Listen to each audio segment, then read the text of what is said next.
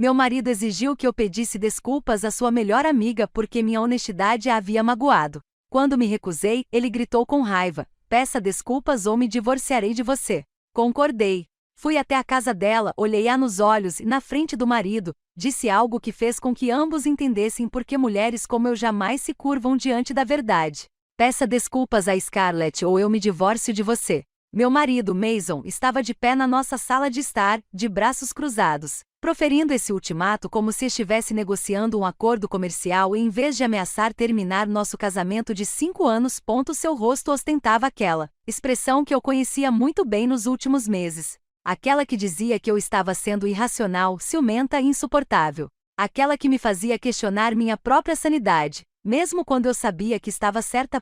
Antes de prosseguirmos, quero agradecer por se juntarem a mim para compartilhar histórias sobre a verdade e a importância de defender seus próprios direitos.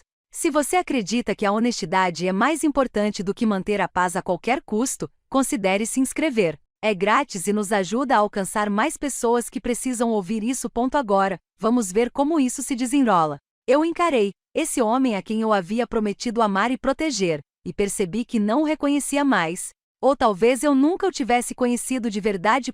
Porque o maçom com quem eu pensava ter casado não exigiria que eu me desculpasse com sua melhor amiga pelo crime de ter percebido o relacionamento inapropriado deles. O maçom com quem eu pensava ter casado não me manipularia para que eu acreditasse que o problema era eu, quando seu caso emocional com Scarlett Pierce estava acontecendo bem debaixo do meu nariz há anos. "Você quer que eu peça desculpas a ela?" Ouvi minha própria voz mais calma do que me sentia por dentro. Por que exatamente? Por tratá-la com suspeita e frieza desde o dia em que a conheceu? Por fazê-la se sentir indesejada em nossas vidas? Por ter tanto ciúme que não consegue aceitar que eu tenha uma amizade significativa fora do nosso casamento? A voz de Mason se elevava a cada acusação, como se ele fosse a vítima.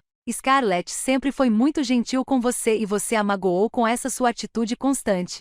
Ela merece um pedido de desculpas e se você não puder se desculpar, não sei se consigo continuar neste casamento." Algo mudou dentro de mim naquele momento. Não exatamente uma mágoa, embora isso viesse depois. O que eu senti foi clareza fria e cortante como uma lâmina. Mas estou me adiantando. Deixe-me levá-lo de volta ao início, à época em que eu ainda acreditava na vida que Mason e eu estávamos construindo juntos. Meu nome é Aria Montgomery e por 5 anos, eu realmente acreditei que tinha um casamento sólido. Nos conhecemos num churrasco de verão organizado por amigos em comum, numa daquelas tardes perfeitas de julho em que tudo parecia possível. O Mason estava perto do refrigerador de bebidas quando me aproximei e me olhou com um sorriso genuíno que me fez esquecer que eu deveria manter a pose. Conversamos por 3 horas seguidas naquele dia, sentados nos degraus da varanda dos fundos enquanto a festa continuava ao nosso redor. Ele me ouviu atentamente quando falei sobre meu trabalho como designer gráfica. Fez perguntas perspicazes sobre meu processo criativo. Ele me contou sobre a gestão de operações em uma empresa de logística de médio porte com entusiasmo genuíno, não aquele interesse fingido que alguns homens usam como disfarce até poderem falar de si mesmos novamente. O que me impressionou foi a atenção que ele dava aos detalhes. No nosso primeiro encontro de verdade, ele lembrou que eu tomava meu café só com um pouco de creme e sem açúcar. Ele me surpreendeu com encontros em livrarias porque eu tinha comentado que adorava o cheiro de livros novos e a atmosfera tranquila. Ele me fez sentir vista de maneiras que eu nunca havia experimentado antes, como se ele estivesse realmente interessado em quem eu era, em vez de quem ele queria que eu fosse. Nosso casamento aconteceu 2 anos depois. Optamos por uma cerimônia pequena e significativa, realizada em um jardim com luzes de cordão enroladas em carvalhos antigos, flores silvestres e potes de vidro em cada mesa. Convidamos apenas familiares e amigos próximos. O tipo de cerimônia íntima em que você realmente reconhece todos os presentes e pode ter conversas genuínas em vez de apenas cumprimentar os convidados. Usei um vestido simples cor marfim que encontrei numa boutique no centro da cidade. Mason chorou durante os votos. Minha mãe me chamou de lado durante a recepção e disse que nunca me tinha visto tão feliz. Nos instalamos em nosso apartamento de 2 quartos em um bairro tranquilo, onde as crianças ainda andavam de bicicleta nas calçadas e os vizinhos se conheciam pelo nome. Eu trabalhava em casa como designer gráfica freelancer, o que me dava flexibilidade para gerenciar meu próprio horário. Mason ia trabalhar no centro da cidade, em sua empresa de logística, todas as manhãs às 7 horas e voltava para casa por volta das 18 horas na maioria das noites. Dividíamos as contas igualmente. Cozinhávamos juntos nos fins de semana, experimentando novas receitas e rindo quando algo dava errado. Conversamos sobre comprar uma casa algum dia, talvez ter filhos, e com certeza viajar mais quando tivéssemos economizado o suficiente. A vida parecia estável, previsível, confortável em todos os aspectos que me ensinaram a valorizar. Eu achava que sabia exatamente com quem tinha me casado e como seria o nosso futuro. Olhando para trás agora, percebo que vivia numa ilusão cuidadosamente construída, onde só via o que Mason queria que eu visse. A ilusão começou a ruir cerca de 6 meses após o nosso casamento, quando Mason chegou do trabalho uma noite com uma animação visível. Ele me sentou no sofá e me contou que sua melhor amiga da faculdade, Scarlett, estava voltando para a cidade depois de anos trabalhando com vendas farmacêuticas em outro estado. Ele a descreveu com aquele tipo de carinho nostálgico que, a princípio, parecia inocente, como qualquer pessoa fala de amigos que marcaram sua juventude. Scarlett era brilhante, disse ele. Uma daquelas pessoas naturalmente carismáticas que conseguiam vender qualquer coisa para qualquer pessoa e fazê-la se sentir grata pela oportunidade. Ela tinha sido sua amiga mais próxima durante os 2 últimos anos da faculdade, parte de um grupo unido que ficava acordado até tarde, resolvendo os problemas do mundo e fazendo promessas de manter contato para sempre, como fazem os jovens de 20 anos. Fiquei genuinamente feliz por Mason. Todo mundo precisa de bons amigos, especialmente aqueles que te conheciam antes de você se tornar a pessoa que é hoje. Eu tinha meus próprios amigos da faculdade espalhados por diferentes estados, pessoas com quem eu trocava mensagens regularmente e visitava sempre que possível. Ter Scarlett por perto seria bom para ele, pensei. Ele vinha comentando que ultimamente se sentia distante dos velhos amigos, com saudade da camaradagem fácil das pessoas com quem compartilhava uma história. Quando finalmente conheci Scarlett em um jantar organizado por Mason em um restaurante no centro da cidade, ela era exatamente como ele a descreveu, elegante e confiante, daquele jeito que as representantes de vendas farmacêuticas aprendem a se vestir profissionalmente até mesmo para uma sexta-feira à noite casual, com o cabelo com mechas, loiras em ondas soltas e joias que refletiam seu sucesso sem serem ostentosas. Ela tinha aquele sorriso ensaiado que vem de anos de reuniões com clientes, caloroso, mas um pouco impessoal, o tipo de sorriso que faz você se sentir bem-vindo, mas não necessariamente visto. Ela era atraente de uma forma cuidadosamente cultivada. O tipo de mulher que claramente investia tempo e dinheiro em sua aparência como parte de sua marca profissional. O que me impressionou de imediato foi a facilidade com que Scarlett e Mason entraram num ritmo natural poucos minutos depois de se sentarem. Eles riam de professores que eu nunca tinha conhecido, relembravam viagens de carro das quais eu não tinha participado e completavam as frases um do outro de uma forma que demonstrava uma profunda intimidade. Sentei-me ali, sorrindo e acenando com a cabeça, tentando participar quando a conversa brevemente se voltou para mim, mas sentindo-me principalmente como uma observadora assistindo a uma reunião da qual eu não fazia parte. Não era hostil nem deliberadamente excludente. Acontece que a história que eles compartilhavam criava uma linguagem que eu não falava, referências que eu não entendia, piadas internas que exigiam explicações para fazer sentido para um estranho. O marido de Scarlett, Elijah, também estava lá. Um homem quieto que trabalhava como contador e parecia igualmente alheio à conversa. Ele me olhou em um dado momento, enquanto Mason e Scarlett riam de algo do 2º ano do ensino médio, e trocamos um breve olhar que eu não entendi completamente na hora, mas que mais tarde reconheceria como um reconhecimento mútuo de nossa posição secundária. A primeira pequena violação de limites aconteceu de forma tão sutil que quase não percebi. Algumas semanas depois daquele jantar inicial, Scarlett começou a mandar mensagens para Mason durante nossos encontros românticos. A primeira vez que estávamos no cinema, esperando os trailers começarem, o celular dele vibrou. Ele deu uma olhada, digitou uma resposta rápida e guardou o aparelho com um sorriso de desculpas. 5 minutos depois, vibrou de novo. E de novo. Quando o filme finalmente começou, Mason já havia trocado uma dúzia de mensagens com Scarlett sobre uma apresentação de trabalho que a deixava nervosa. Ele se desculpava todas as vezes, prometia desligar o celular, mas ele continuava a atrair sua atenção como um imã ao qual ele não conseguia resistir completamente. Esse padrão se repetiu nos meses seguintes. Jantares interrompidos por mensagens de texto sobre clientes difíceis. Manhãs de fim de semana perturbadas por telefonemas sobre os problemas no casamento de Scarlett com Elijah. Era tarde da noite quando Mason digitava respostas para mensagens enquanto nós, sentados no sofá, supostamente assistíamos televisão juntos. Cada vez que eu sugeria gentilmente que talvez ele pudesse responder à mensagem dela mais tarde, Mason me olhava com uma decepção mal disfarçada, como se eu estivesse falhando em algum teste fundamental de compreensão e compaixão. Então veio o incidente da chave reserva. Mason deu uma chave do nosso apartamento para Scarlett usar em emergências, sem conversar comigo antes. Descobri quando saí do meu escritório em casa numa terça-feira à tarde e encontrei Scarlett sentada no sofá, descalça. Me senti completamente à vontade no meu espaço enquanto Mason preparava o café dela. Ela precisava usar nosso Wi-Fi para uma ligação com um cliente, explicou alegremente, porque a conexão dela tinha caído de novo. Como se isso fosse um padrão recorrente que eu já devesse conhecer. Fiquei ali parada na minha sala de estar me sentindo uma intrusa enquanto Scarlett conversava com Mason sobre seu território de vendas e estruturas de comissão. Quando ela finalmente saiu, uma hora depois, perguntei a Mason se talvez pudéssemos estabelecer alguns limites em relação à chave reserva. Sugeri que Scarlett mandasse uma mensagem antes de vir para cá, para não sermos pegos de surpresa. A resposta de Mason foi imediata e defensiva. Scarlett estava passando por uma transição difícil, explicou ele com uma paciência exagerada. Cidade nova, casamento em crise e trabalho de alta pressão. Amigos de verdade sempre se apoiaram incondicionalmente.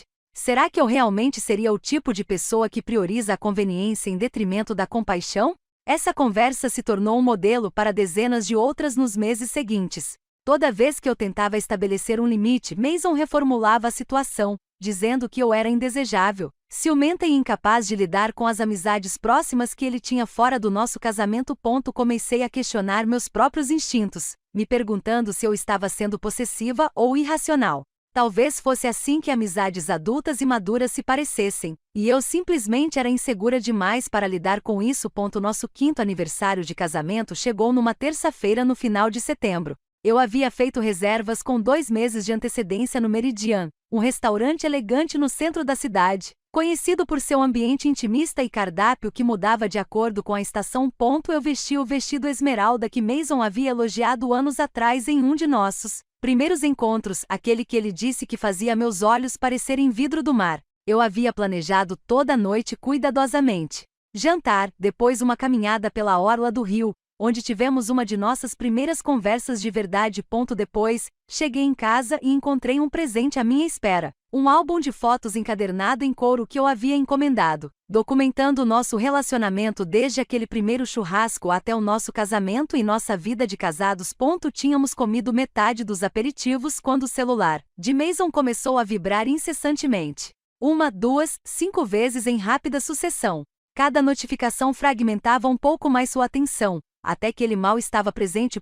Seus olhos estavam grudados na tela enquanto eu, sentada à sua frente, observava meu próprio corpo se tornar invisível em tempo real. Foi então que eu disse aquelas palavras: Mason, é o nosso aniversário. E foi nesse momento que ele olhou para cima, genuinamente confuso, e disse que Scarlett estava passando por uma crise, que ele só queria que ela soubesse que não estava sozinha. Mas eu estava sozinha, sentada em frente ao meu marido em um restaurante caro, naquela que deveria ter sido uma das noites mais importantes do nosso ano, enquanto ele dava apoio emocional a outra mulher. A ironia era sufocante, amarga na minha boca, misturando-se com a comida que eu mal conseguia engolir. Naquela noite, deitada na cama enquanto Mason dormia tranquilamente ao meu lado, finalmente admiti para mim mesma o que vinha evitando há meses. Meu casamento era composto por 3 pessoas, e eu era a menos importante. 3 meses se passaram após aquele jantar de aniversário no Meridian.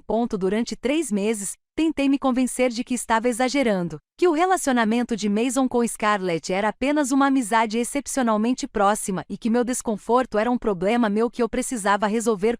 Foram 3 meses engolindo meus instintos e forçando sorrisos enquanto Scarlett continuava usando sua chave reserva para aparecer sem avisar, e Mason continuava priorizando as mensagens dela em vez de nossas conversas. Então, meu laptop pifou numa quarta-feira de manhã, no início de dezembro, bem no meio de um projeto crucial para um cliente.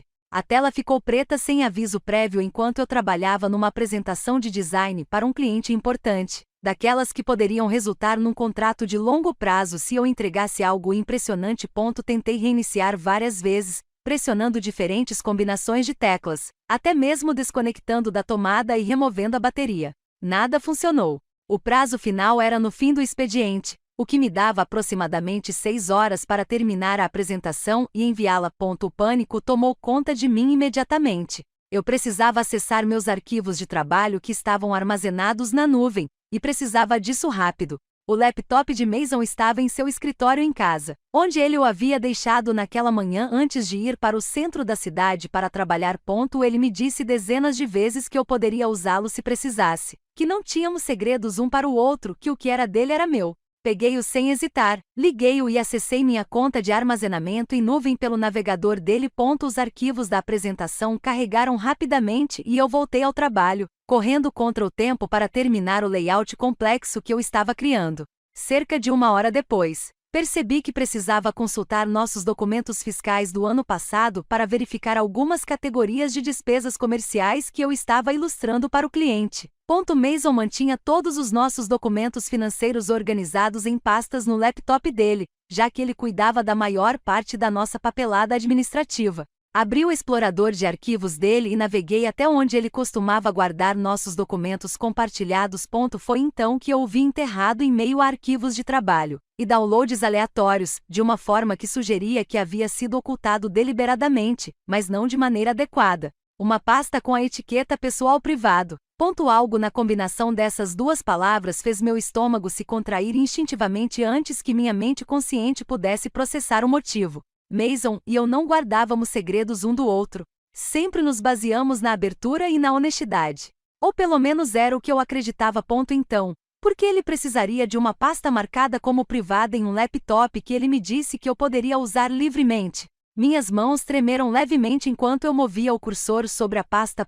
Uma parte de mim sabia que eu deveria fechar o laptop e perguntar diretamente ao Mason quando ele chegasse em casa. Outra parte de mim esperava desesperadamente encontrar algo inocente lá dentro. Talvez o planejamento de uma festa surpresa de aniversário ou documentos de trabalho confidenciais que ele não deveria ter compartilhado.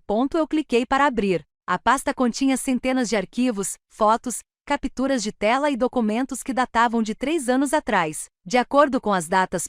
Meus olhos tentavam processar o que eu estava vendo. Meu cérebro trabalhava para categorizar e entender antes que o impacto emocional me atingisse. Mason e Scarlett sentados um de frente para o outro em mesas de restaurante que eu não reconheci. Inclinando-se para perto em uma conversa que parecia muito mais íntima do que uma simples amizade.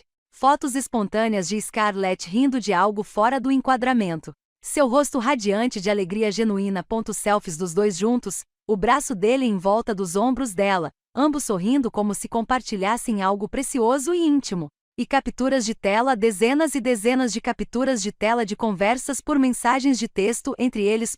Cliquei na primeira captura de tela com as mãos dormentes. A data e hora mostravam 2 da manhã, 6 meses atrás. Scarlett havia escrito um longo parágrafo sobre se sentir perdida em seu casamento com Elijah, sobre se perguntar se havia feito as escolhas certas em sua vida, sobre sentir falta da conexão que costumava ter com pessoas que realmente a entendiam. A resposta de Mason foi igualmente longa, validando cada sentimento que ela havia expressado, compartilhando seus próprios pensamentos sobre caminhos não trilhados e conexões que transcendem os limites normais da amizade. Abri outra captura de tela. Desta vez de 1 ano atrás, tarde da noite novamente. Scarlett escrevendo sobre como não conseguia dormir porque ficava pensando em diferentes versões de sua vida, diferentes escolhas que poderia ter feito. Mason respondeu com compreensão e confessou ter se perguntado, e se? Sobre ter arrependimentos que não conseguia expressar completamente para a maioria das pessoas. O prazo do meu cliente foi completamente esquecido. Fiquei paralisada na mesa de Mason, clicando em captura de tela após captura de tela, observando um relacionamento oculto se desenrolar em detalhes documentados. Não eram conversas casuais entre amigos sobre planos para o fim de semana ou conselhos de trabalho. Eram confissões emocionadas, conversas íntimas de madrugada onde 2 pessoas compartilhavam seus sentimentos mais profundos, seus arrependimentos e desejos. Então, encontrei a mensagem que se repetiria em minha mente por meses a fio, gravada em minha memória com a precisão de uma corrosão ácida em vidro.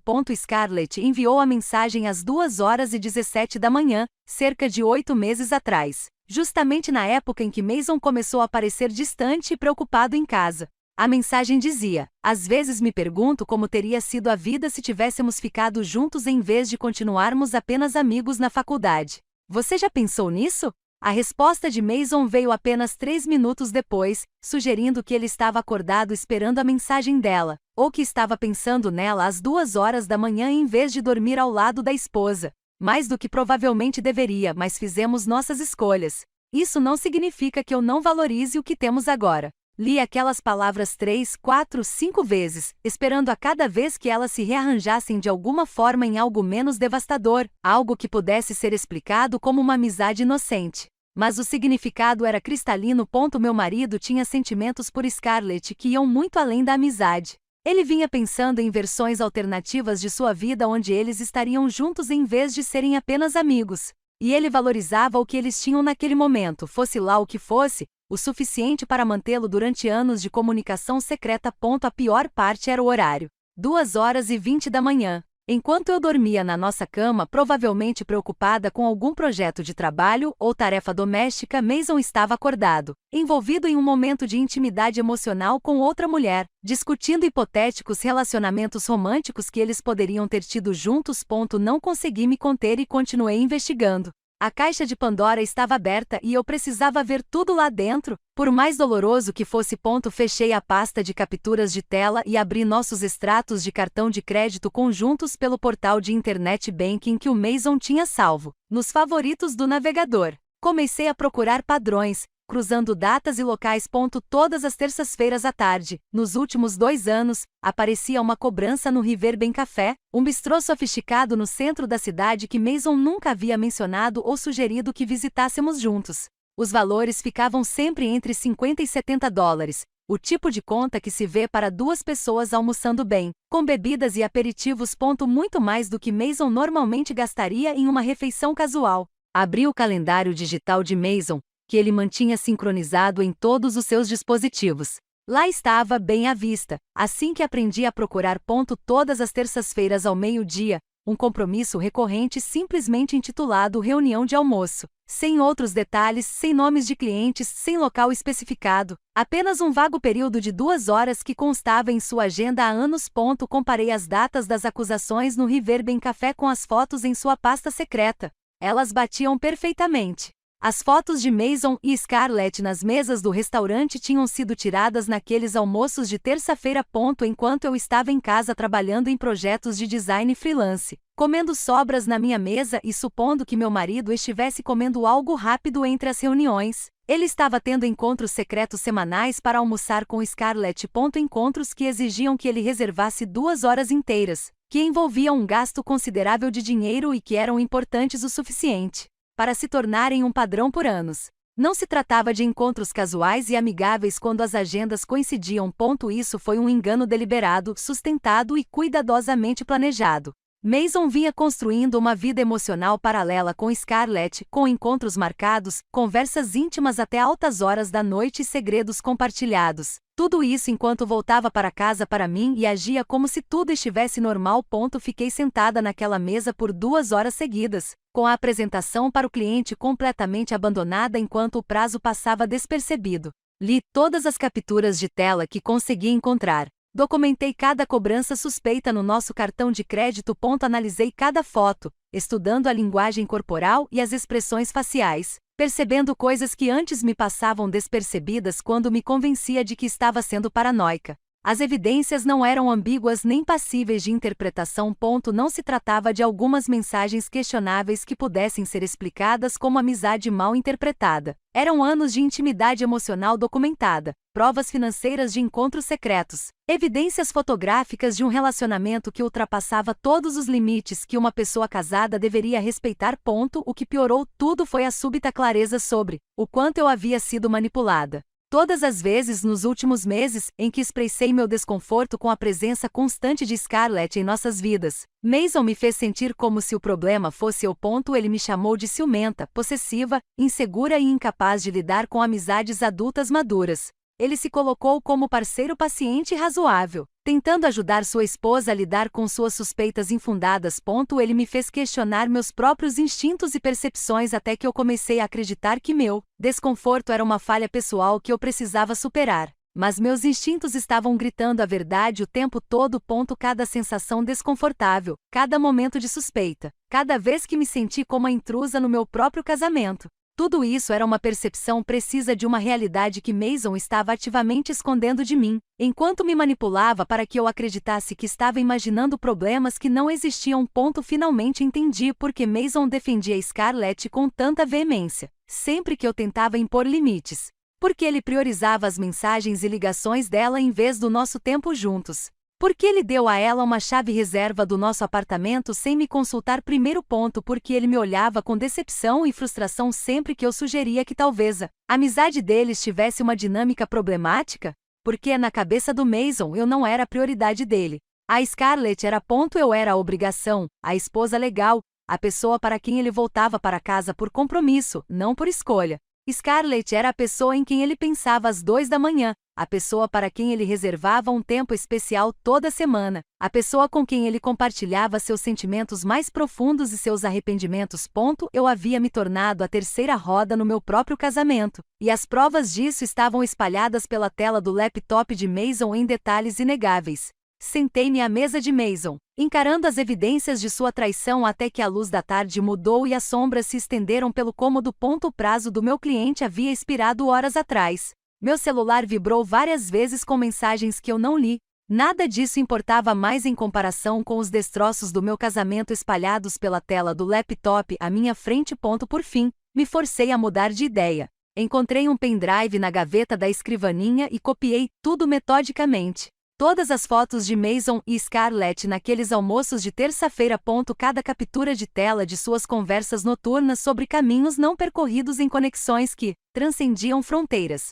Cada extrato de cartão de crédito mostrando o padrão de encontros secretos ao longo de anos. Organizei tudo em pastas com etiquetas e datas claras. Construí um caso como um advogado se preparando para um julgamento. Quando terminei, sentei-me e esperei que algo acontecesse dentro de mim. Eu esperava lágrimas, raiva ou aquele tipo de colapso emocional que vemos nos filmes quando o mundo de alguém desmorona. Em vez disso, senti uma estranha calma e clareza, daquelas que surgem depois que o choque passa completamente e você percebe que está em meio a destroços que não podem ser reconstruídos. Senti quase um alívio ao saber que eu não estava louca nem paranoica, que meus instintos estavam certos o tempo todo.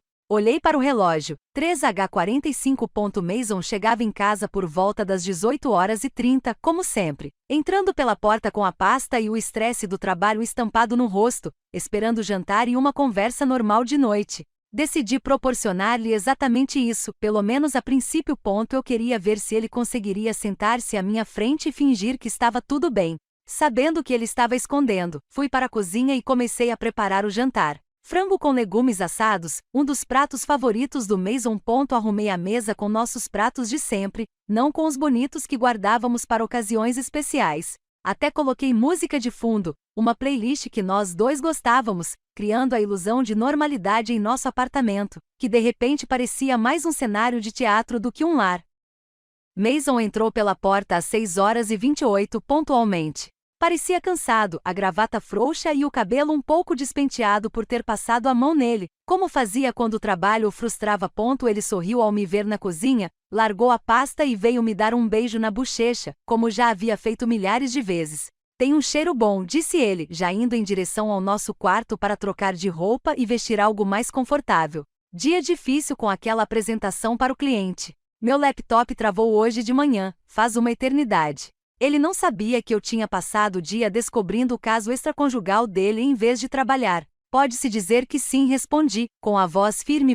Deixei-o relaxar por exatamente 15 minutos, tempo suficiente para ele trocar de roupa, vestir calças de moletom e uma camiseta, servir-se de uma taça de vinho tinto da garrafa que deixávamos no balcão e acomodar-se em seu lugar de costume no sofá com o celular. Eu o observei percorrer as mensagens. Provavelmente trocando mensagens com Scarlett sobre o seu dia, completamente alheio ao que estava por vir. Então, me aproximei com o laptop dele, já aberto naquela pasta oculta com centenas de arquivos incriminadores. Sentei-me na poltrona em frente a ele, com a mesa de centro entre nós, como uma barreira ou talvez um fosso protetor. Virei a tela para que ele pudesse ver claramente e fiz a pergunta mais simples que consegui formular. O que é isso? Mason ergueu os olhos do celular, a confusão estampada em seu rosto enquanto tentava entender o que estava vendo. Então, viu o reconhecimento o atingir. Seus olhos se arregalaram ligeiramente. Sua boca se abriu como se fosse falar, mas nenhuma palavra saiu. Por uns 3 segundos, o pânico cruzou seu rosto, cru e desprotegido. Depois, desapareceu, substituído por algo mais duro. Sua expressão mudou para defensiva tão rapidamente que quase não percebi a transição. Você mexeu nos meus arquivos pessoais. Sua voz se elevou com indignação imediata, como se eu fosse a culpada por alguma transgressão imperdoável. Arya, que diabos? São coisas minhas. Você não tinha o direito de ficar bisbilhotando meu laptop. A audácia dele me deixou atonita por um instante. Ele não negou o conteúdo da pasta. Não se desculpou nem tentou se explicar. Seu primeiro instinto foi me transformar na vilã por ter descoberto sua traição. Eu estava usando seu laptop porque o meu deu problema durante um prazo de trabalho, eu disse, mantendo a voz calma e firme. Eu precisava acessar nossos documentos fiscais e encontrei uma pasta marcada como privada que continha evidências de um caso emocional de longa data com a Scarlett. Então sim, eu dei uma olhada e agora estou pedindo que você explique. Mason pousou a taça de vinho com mais força do que o necessário. Não há nada a explicar. Você está interpretando mal uma amizade porque nunca conseguiu lidar com a minha proximidade com a Scarlett. Este é exatamente o tipo de comportamento ciumento com o qual tenho tentado ser paciente há meses. Senti um frio na espinha. Ele realmente ia tentar me manipular psicologicamente enquanto as provas estavam bem na tela do laptop dele, bem entre nós. Mason, eu li as mensagens. Vi as fotos dos seus almoços secretos de terça-feira. Encontrei os comprovantes de pagamento no Riverbend Café toda semana durante 2 anos. Não estou interpretando mal a nossa amizade. Você está tendo um caso emocional e mentindo sobre isso. Não é um caso. Mason se levantou, andando de um lado para o outro, com a voz naquele tom exasperado que usava para explicar algo que considerava óbvio. Scarlett e eu somos amigos próximos. Somos amigos desde a faculdade. Sim, conversamos sobre coisas profundas. Sim, nos encontramos para almoçar regularmente. É assim que uma amizade verdadeira se parece, Arya. Conexão profunda, honestidade emocional, apoio mútuo. Só porque você não tem amizades assim não significa que elas sejam inapropriadas.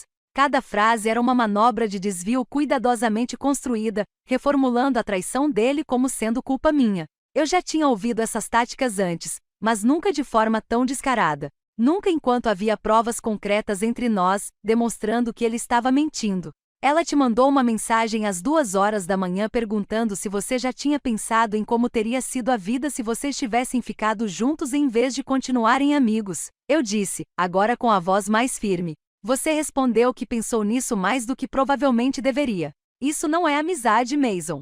Isso é infidelidade emocional. Você está distorcendo as coisas. Ele parou de andar de um lado para o outro e se virou para me encarar diretamente, tirando conversas privadas do contexto e criando uma narrativa na sua cabeça porque você se sente insegura em relação às minhas amizades.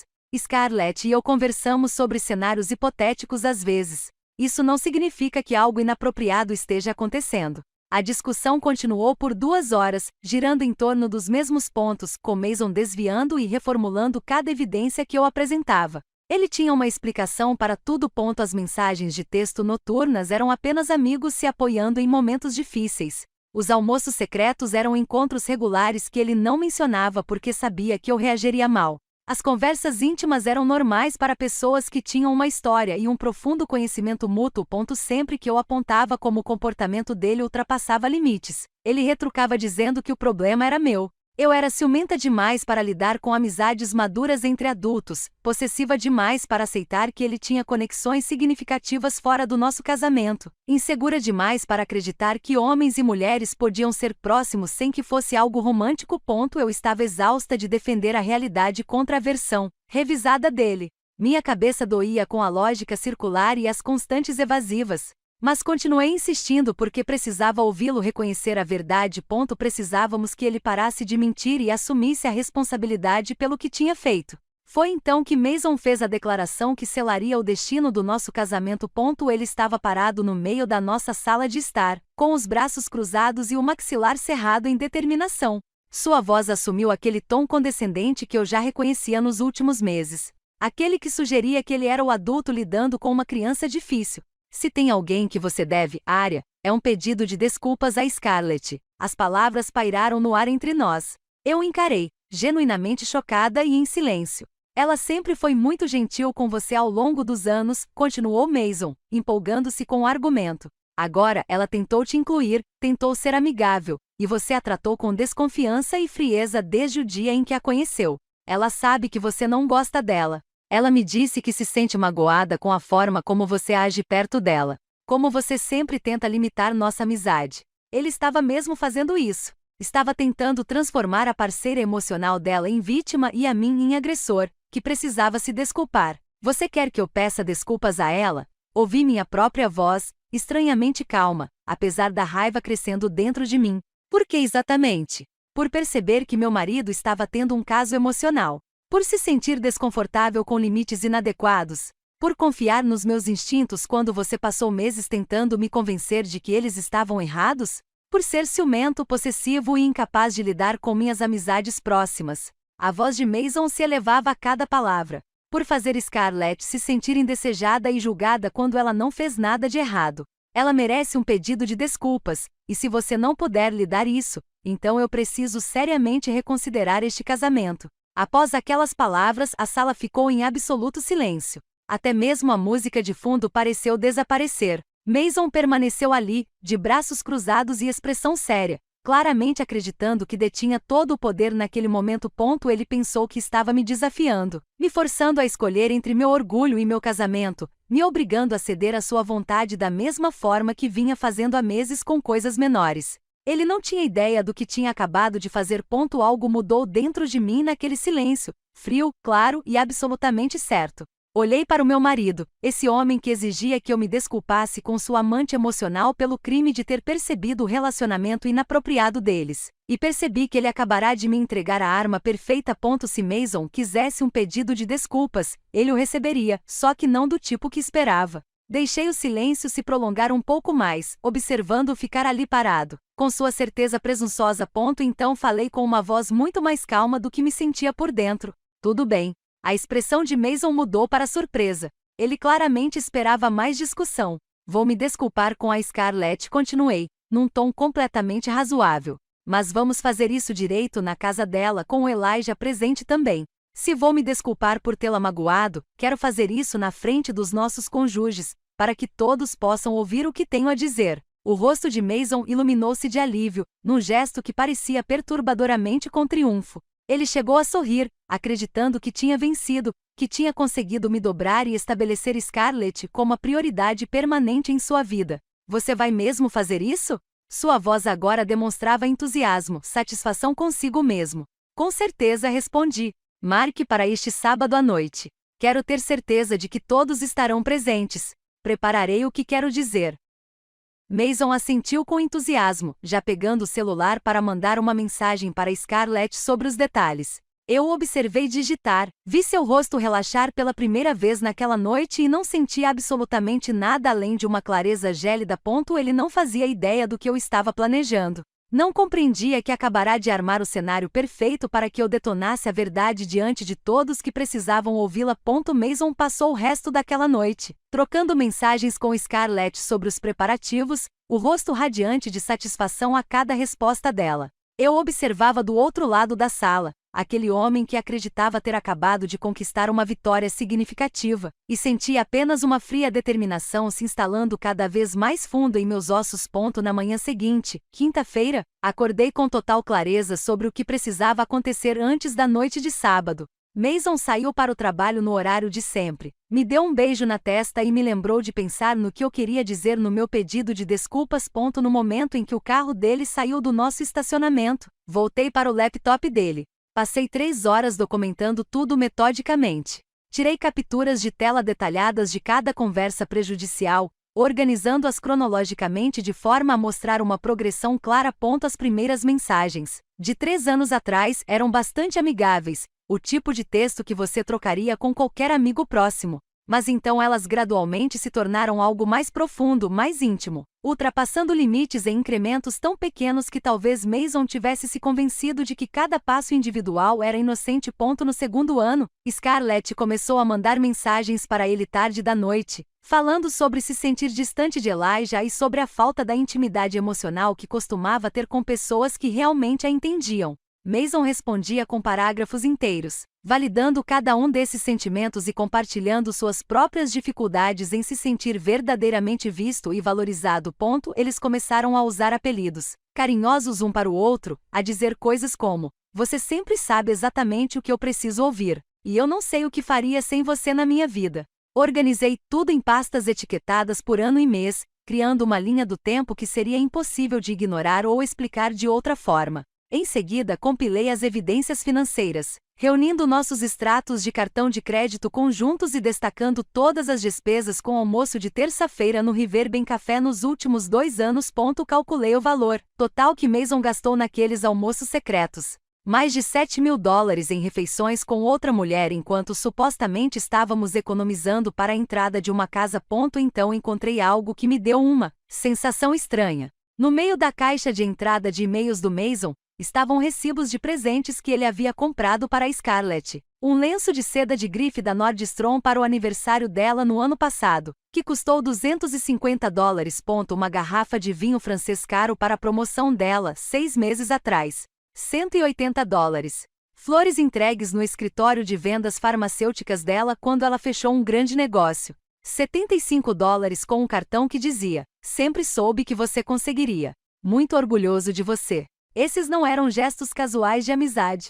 Eram o tipo de presente que você comprava para alguém com quem tinha um relacionamento romântico, alguém cujas conquistas e marcos importantes eram muito significativos para você. As mensagens nos cartões eram carinhosas de uma forma que ultrapassava todas as barreiras profissionais e platônicas.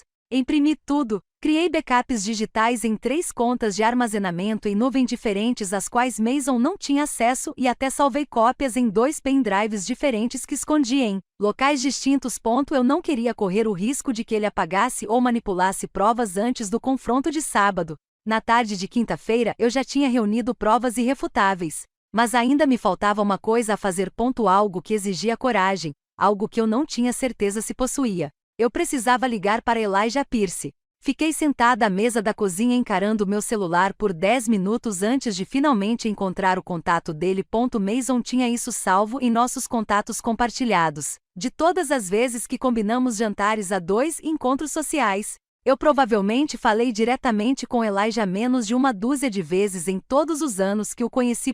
Ele era quieto, reservado, o tipo de pessoa que observava mais do que participava das conversas. Mas eu tinha notado algo em seus olhos naqueles encontros, especialmente nos últimos meses. Uma espécie de consciência resignada que sugeria que ele sabia mais do que estava dizendo. O mesmo olhar que eu provavelmente tinha antes de encontrar as provas concretas. Meu dedo pairou sobre o botão de chamada. Uma parte de mim se perguntava se aquilo era ir longe demais. Se eu deveria simplesmente deixar o confronto de sábado acontecer sem envolvê-lo antes.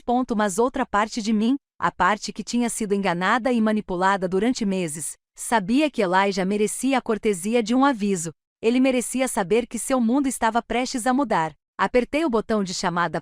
Ele atendeu ao terceiro toque, com voz profissional e um pouco confusa. "Aqui é Elijah." "Oi, Elijah, sou Aria Montgomery, esposa de Mason."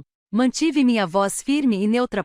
Houve uma breve pausa. "Aria, está tudo bem? Estou ligando porque Mason combinou para que eu fosse à sua casa no sábado à noite para pedir desculpas a Scarlett. Ele insistiu que o pedido de desculpas fosse feito na frente de vocês duas, e eu queria ter certeza de que você estaria em casa." Outra pausa mais longa desta vez. Quase pude ouvi-lo processando as camadas de significado por trás das minhas palavras. Quando falou novamente, sua voz havia mudado, tornado-se mais alerta e concentrada. "Estarei lá." Sem perguntas sobre o motivo do pedido de desculpas. Sem confusão sobre por que eu estava ligando diretamente para ele em vez de deixar Mason coordenar tudo. Apenas compreensão e concordância imediatas. "Obrigada", eu disse baixinho. "Então, porque eu precisava que ele entendesse o que realmente estava acontecendo", acrescentei. "Acho que há algumas coisas que você deveria saber, coisas que vêm acontecendo e que você talvez suspeitasse, mas não tinha provas." O silêncio do outro lado da linha era carregado de reconhecimento. Finalmente Elijah falou, sua voz quase um sussurro. Obrigado por me ligar. Essas 5 palavras carregavam o peso de anos de suspeita, de ouvir que ele era paranoico ou excessivamente sensível, de ver a atenção e o carinho da esposa direcionados a outra pessoa enquanto era levado a se sentir como se o problema fosse ele por perceber isso. Você merece saber a verdade, eu disse. Nós dois merecemos. Estarei lá no sábado, ele repetiu. E Arya, seja o que for que você planeje dizer, estou pronto para ouvir. Desligamos sem dizer mais nada. Fiquei sentada encarando meu celular, sentindo o peso do que eu acabará de desencadear. Elijah sabia que algo estava para acontecer. Ele estaria preparado, alerta, aguardando a verdade que eu estava prestes a revelar. Entretanto, Mason chegou em casa naquela noite de excelente humor aparentemente. Ele havia almoçado com Scarlett naquele dia, na terça-feira de costume, que havia sido transferida para quinta-feira naquela semana por questões de agenda. Ele falou com entusiasmo sobre o quanto Scarlett estava grata por eu ter concordado em me desculpar, o quanto significaria para ela esclarecer as coisas e como isso realmente fortaleceria todos os nossos relacionamentos dali em diante. Assenti com a cabeça e sorri enquanto revisava mentalmente as evidências que havia reunido. Sexta-feira foi mais do mesmo. Mason me orientou repetidamente sobre o que dizer durante o pedido de desculpas. Ele tinha anotado em seu celular os principais pontos que queria que eu abordasse. Reconhecer meu ciúme. Admitir que interpretei mal a amizade deles. Agradecer a Scarlett pela paciência com minhas inseguranças. Expressei gratidão por ela ter me dado outra chance. Ele até sugeriu que eu levasse uma garrafa de vinho cara como gesto de paz. Sério? Mostrar a ela que você está falando sério sobre se redimir, disse ele com sinceridade. Concordei com tudo. Pratiquei as expressões faciais humildes que ele sugeriu. Fiz perguntas para esclarecer dúvidas sobre tom de voz e linguagem corporal, para que ele acreditasse que eu estava realmente me preparando para apresentar o pedido de desculpas que ele havia preparado. A cada sessão de coaching, a confiança de Mason crescia visivelmente. Seus ombros relaxavam. Ele sorria com mais facilidade. Ele havia treinado com sucesso sua esposa para demonstrar submissão em público, o que consolidaria a prioridade permanente de sua parceira emocional em sua vida. Na sexta-feira à noite, ele realmente me abraçou e disse que estava orgulhoso de mim por ser madura o suficiente para lidar com meus problemas. Eu retribuí o abraço, sentindo o peso desconhecido de um engano deliberado. Eu nunca fui boa em mentir ou esconder meus sentimentos, mas algo mudou dentro de mim desde que descobri aquela pasta oculta no laptop dele. Aprendi com o mestre. Naquela noite deitei-me na cama ao lado de Mason, ouvindo-o respirar tranquilamente, completamente alheia ao fato de que o dia seguinte detonaria seu mundo cuidadosamente construído. O sono não vinha. Minha mente não parava de repassar meus planos, examinando-os de todos os ângulos, questionando meus próprios motivos e métodos. Eu estava me tornando vingativo? A humilhação pública era realmente a resposta? Ou será que eu estava apenas magoada e reagindo da maneira mais prejudicial que conseguia imaginar? Será que Elijah realmente merecia ter seu casamento destruído diante de testemunhas? Ou eu deveria ter encontrado uma maneira mais delicada de lhe contar a verdade? Mas sempre que a dúvida me invadia, eu me lembrava de momentos específicos dos últimos meses. O rosto de Mason iluminado pela tela do celular no nosso jantar de aniversário, enquanto eu permanecia invisível do outro lado da mesa. Os olhares de decepção que ele me lançava sempre que eu tentava impor limites a Scarlett. O tom paciente e condescendente que ele usava ao explicar por que meu desconforto com o relacionamento deles era, na verdade, uma falha minha. A forma como ele me fez questionar minha própria sanidade e instintos, enquanto mantinha um caso emocional secreto que provava que eu estava certa o tempo todo. Pensei em todas as mulheres que permanecem em silêncio porque falar a verdade incomoda os outros. Aqueles que se desculpam por estarem certos porque é mais fácil do que se manterem firmes. Aqueles que assumem a culpa pelas traições alheias porque é isso que foram condicionados a fazer. E percebi que o que eu estava planejando não era uma vingança mesquinha. Era justiça, clareza e o tipo de revelação da verdade que destrói as mentiras confortáveis em que as pessoas têm vivido por tempo demais. Quando o amanhecer finalmente irrompeu pela janela do nosso quarto, pintando as paredes com uma luz dourada pálida, levantei-me com absoluta certeza. Não estava mais nervosa. Não tinha mais dúvidas sobre a minha decisão. Eu estava pronto para apresentar o pedido de desculpas que Mason havia exigido, só que não aquele que ele havia preparado. O sábado havia chegado e ao anoitecer, todos finalmente saberiam a verdade. O sábado chegou com céu limpo e temperaturas mais típicas do início de setembro do que do final de outubro. Passei a manhã me movimentando pelo apartamento como alguém se preparando para uma batalha. Embora Mason interpretasse meu silêncio concentrado como nervosismo em relação ao pedido de desculpas, ele continuava me assegurando que tudo ficaria bem, que Scarlett estava realmente ansiosa para esclarecer as coisas e que aquela noite marcaria um novo começo para todos nós. Deixei que ele acreditasse no que precisasse acreditar. Às 5 da tarde, eu estava vestida com um vestido azul marinho simples, que encontrava o equilíbrio perfeito entre respeito e descrição. Nada muito formal que pudesse sugerir que eu estava fazendo um drama disso. Nada muito informal que pudesse insinuar que eu não estava levando o pedido de desculpas a sério. Naquela manhã, Mason havia escolhido a garrafa de vinho cara, um vinho francês de safra superior ao que normalmente gastávamos em uma semana de compras no supermercado. Ele a embrulhou com cuidado e a colocou em uma sacola de presente com papel de seda, tratando-a como uma espécie de oferta de paz que selaria nossa reconciliação. Saímos do nosso apartamento às 6h15 para a viagem de 25 minutos, até a casa de Scarlett e Elijah. Mason insistiu para que fossemos de carro e chegássemos juntos, apresentando o que ele chamou de frente unida. Ele dirigia com uma mão no volante, enquanto a outra, ocasionalmente, estendia a mão para dar um tapinha no meu joelho, provavelmente num gesto de conforto e segurança. Passou o caminho inteiro falando sobre o quanto aquilo era significativo, o quanto se orgulhava de mim por ter maturidade suficiente para lidar com meus problemas e como nosso casamento ficaria mais forte depois que superássemos essa fase difícil. Observei as ruas suburbanas deslizarem pela janela do passageiro. Casas geminadas de tijolos, pequenos quintais e famílias aproveitando a noite atipicamente quente. Tudo parecia tão normal, tão comum. Pessoas passeando com cachorros, crianças andando de bicicleta e alguém lavando o carro na entrada da garagem. Ninguém imaginava que em uma daquelas casas de aparência semelhante, 4 vidas estavam prestes a explodir de maneiras irreparáveis. Mason não parava de me olhar com uma expressão esperançosa misturada a um nervosismo mal disfarçado. Uma parte dele provavelmente se perguntava se eu realmente cumpriria o pedido de desculpas que ele havia preparado ou se eu desistiria no último minuto e o envergonharia. Eu conseguia vê-lo examinando meu rosto em busca de sinais de rebeldia ou resistência, procurando qualquer indício de que eu pudesse me desviar da performance que ele havia coreografado com tanto cuidado. Eu não lhe dei nenhuma demonstração. Minha expressão permaneceu neutra, talvez um pouco ansiosa, como alguém que fica antes de uma conversa desconfortável, mas necessária. Segurei a sacola de vinho com cuidado no colo. Assenti com a cabeça quando ele falou. Sorri quando ele apertou meu joelho. Eu era a imagem de uma esposa arrependida, pronta para fazer as pazes e seguir em frente.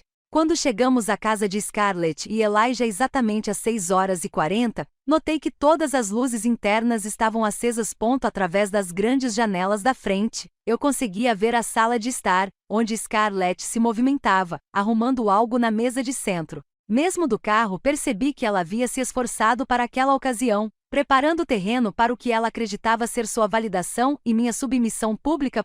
Mason estacionou na entrada da garagem, desligou o motor e ficou sentado por um instante com as mãos ainda no volante. Então, virou-se para mim com uma expressão de emoção tão genuína que quase senti pena dele. Obrigado por fazer isso, disse ele baixinho. Eu sei que não é fácil, mas isso significa tudo para mim, Arya. Tudo. Nosso casamento ficará muito mais forte depois desta noite. Você verá. Olhei para o meu marido. Este homem que me manipulou psicologicamente durante meses enquanto mantinha um caso extraconjugal, que exigiu que eu me desculpasse com sua amante pelo crime de ter percebido o relacionamento inapropriado deles, que realmente acreditava que esta noite fortaleceria nosso casamento ao consolidar a prioridade permanente de outra mulher em sua vida. Eu sei que vai, eu disse e apertei a mão dele de volta. Aquele foi o último momento em que Mason me olhou com confiança ou afeto. Embora ele ainda não soubesse disso. Caminhamos juntos até a porta da frente, Mason carregando o vinho em sua sacola de presente. Ele tocou a campainha, embora pudéssemos ver Scarlett vindo em nossa direção pela janela. Ela abriu a porta antes que a campainha terminasse, com um sorriso largo que mal disfarçava sua arrogância. Estava perfeita, é claro. Calça jeans de grife que provavelmente custava $300. Combinada com uma blusa de seda creme que exalava aquela elegância natural que roupas caras sempre conseguem transmitir. Seus cabelos com mechas loiras caíam em onda, estilizadas profissionalmente. Sua maquiagem estava impecável, mesmo para uma noite casual de sábado em casa. Ela claramente se vestiu para a ocasião como alguém que esperava ser fotografada para um editorial de revista de estilo de vida sobre Gracious Living. Maison, área, entrem. Sua voz era calorosa e acolhedora, como a de uma anfitriã gentil recebendo convidados.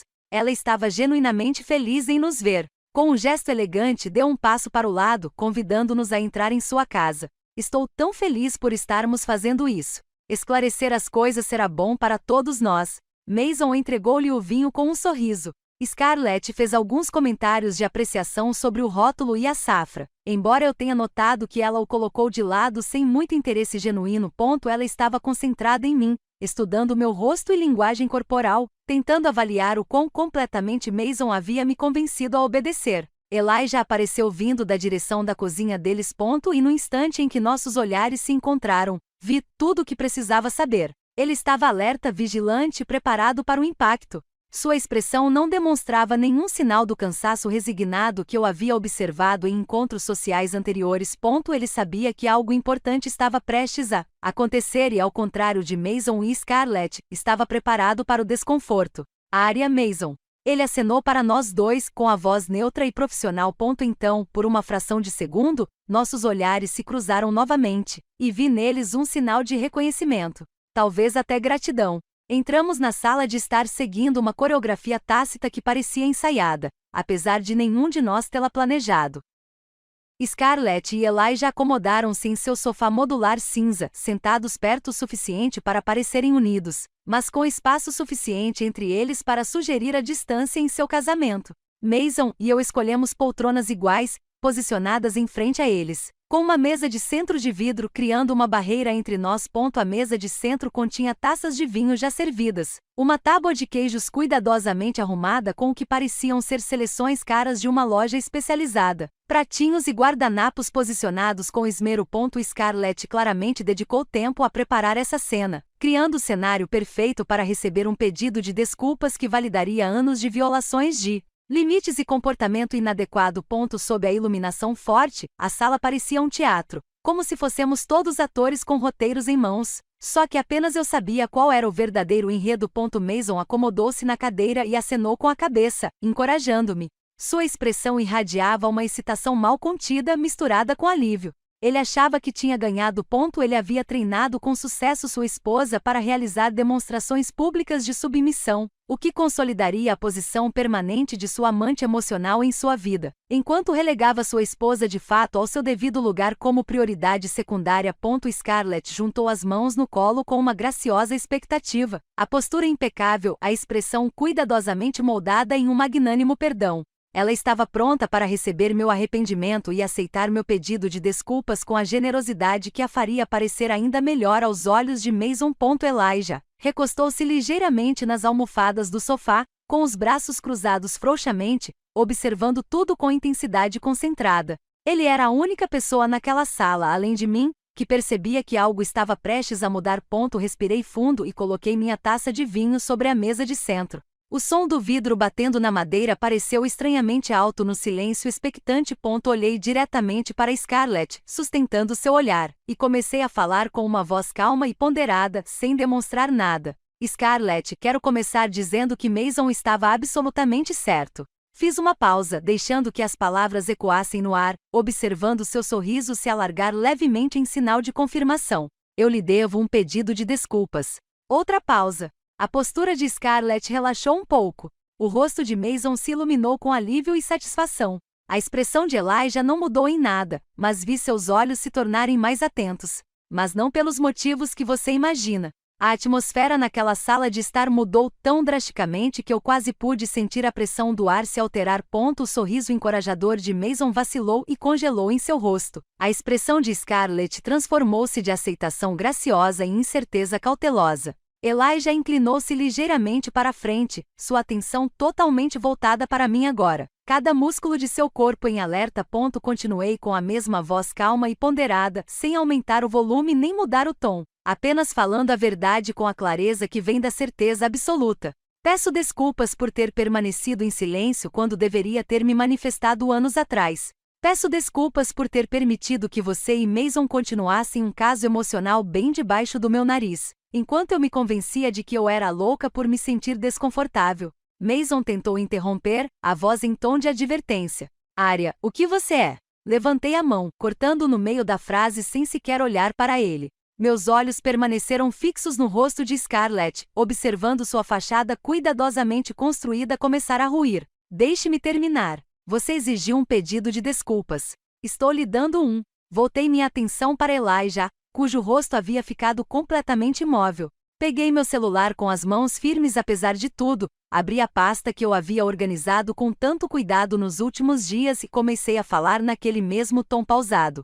Peço desculpas a Elijah, pois ele merecia saber a verdade sobre sua esposa muito antes desta noite. Nos últimos 3 anos, Mason e Scarlett têm se encontrado todas as terças-feiras para almoços secretos no Riverben Café. Eles têm trocado mensagens de texto até altas horas da noite sobre escolhas de vida alternativas que gostariam de ter feito juntos, sobre arrependimentos íntimos e conexões emocionais que ultrapassam todos os limites que uma pessoa casada deveria respeitar. Entreguei meu celular diretamente para Elijah, observando seu rosto enquanto ele o pegava com as mãos trêmulas.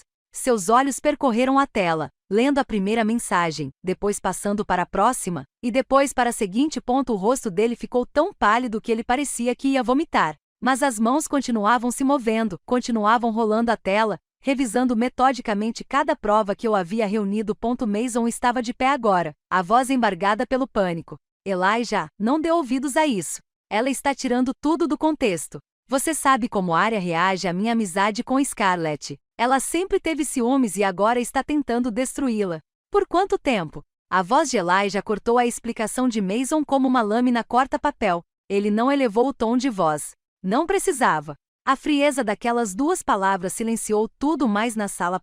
Ele ainda olhava para o meu celular, ainda rolava a tela lendo as mensagens. Mas sua pergunta era direcionada a Scarlett com absoluta precisão. O cômodo mergulhou num silêncio tão completo que eu conseguia ouvir o tic-tac de um relógio do outro lado da mesa de centro. A boca de Scarlett abriu e fechou várias vezes. Sua expressão perfeitamente composta havia se desfeito completamente, e lágrimas se formaram em seus olhos cuidadosamente maquiados.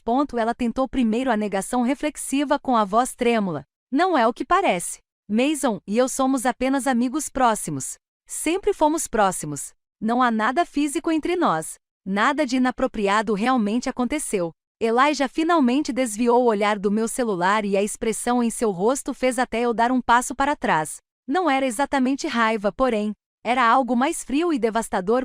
Reconhecimento, vindicação. Anos de suspeita reprimida finalmente puderam vir à tona. Eu não perguntei se você dormiu com ele, disse Elijah, sua voz ainda controlada, mas carregando uma fúria subjacente que era mais assustadora do que gritar. Perguntei há quanto tempo você está tendo um caso emocional com o Mason, enquanto me fazia sentir louca por perceber. O paralelo com a minha própria experiência foi tão perfeito que pareceu orquestrado. Nós duas estávamos vivendo o mesmo pesadelo de manipulação e abuso psicológico, só que de perspectivas diferentes e em casamentos diferentes. Ambas nos disseram que éramos paranoicas, inseguras ou incapazes de lidar com amizades maduras entre adultos. Fomos levados a nos sentir como problema, enquanto nossos cônjuges mantinham um relacionamento inadequado bem diante de nossos olhos. A fachada cuidadosamente construída por Scarlett desmoronou completamente. Lágrimas escorreram por suas bochechas, arruinando sua maquiagem impecável. Elijah, por favor, você está entendendo errado. Nunca tivemos a intenção de fazer nada disso. 3 anos. A voz de Elijah estava monótona agora, enquanto lia as mensagens no meu celular. De acordo com essas mensagens, isso já dura pelo menos 3 anos. 3 anos de almoços secretos.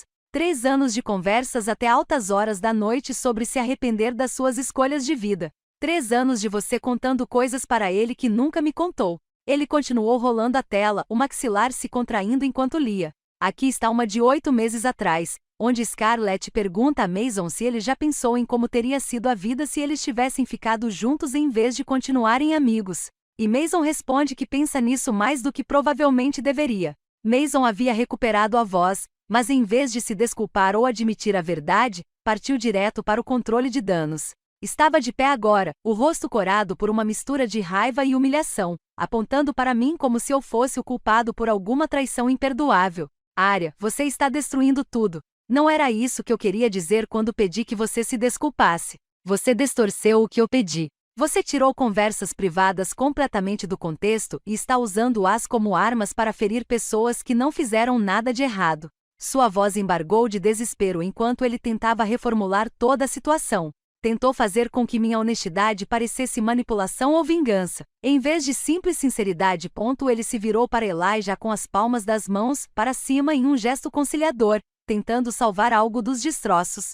Olha, Elijah, você precisa entender. Scarlett e eu somos amigos íntimos desde a faculdade. Temos uma história juntos. Sim, talvez conversemos mais do que amigos típicos. Talvez tenhamos uma conexão emocional maior do que algumas pessoas considerariam apropriada. Mas nunca aconteceu nada físico entre nós. Nunca ultrapassamos esse limite. O ciúme de Arya transformou uma amizade próxima em algo completamente desproporcional. Mas Elijah não estava prestando atenção à versão revisada de Mason. Ele continuava rolando a tela do meu celular, lendo mensagem após mensagem onde Mason e Scarlett ultrapassavam limites que nenhuma explicação poderia justificar.